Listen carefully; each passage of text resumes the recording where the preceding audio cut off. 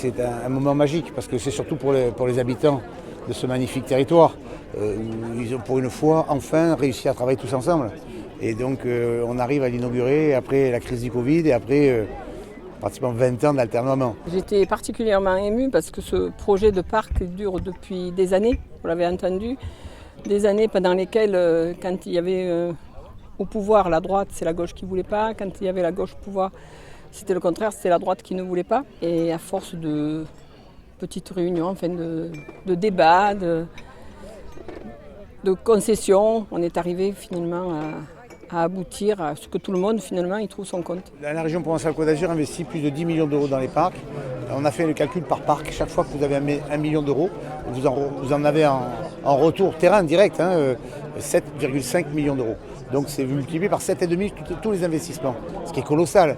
Et c'est le seul outil qui a un tel effet des multiplicateurs. Ici dans le Vaucluse, où nous consacrons de la région, on va investir près de 2 milliards 300 millions d'euros. Ça c'est un des moyens supplémentaires qui arrive et qui fédère. Et de surcroît, ça donne le fait d'avoir un parc, d'être éligible pour les fontaines, pour les passages, au fonds européen. Si vous n'avez pas, le parc ne pouvez pas. Donc voilà, une aide complémentaire. Et donc c'est vivre ensemble, c'est la région du bonheur ici. C'est ça le Sud, c'est le bonheur. Ça représente une très grande fierté parce qu'en fait, ça nous fait un deuxième parc sur le territoire du Vaucluse, le parc du Ventoux et le parc du Luberon.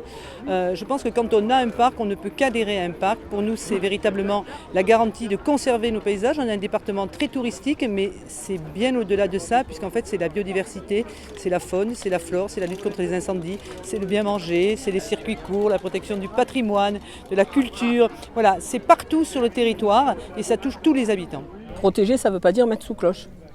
Protéger, ça veut dire respecter la nature telle qu'elle évolue, ne pas la saccager bien sûr, et apporter chaque fois que l'on peut son soutien, puisqu'il en a parlé avec le plan climat, avec la protection des éco-gardes pendant la période estivale, qui va donner du travail à des jeunes pendant 2 mois et demi, et ce sont des jeunes étudiants qui en ont besoin, et en même temps ça les sensibilise. Moi je compare ça un petit peu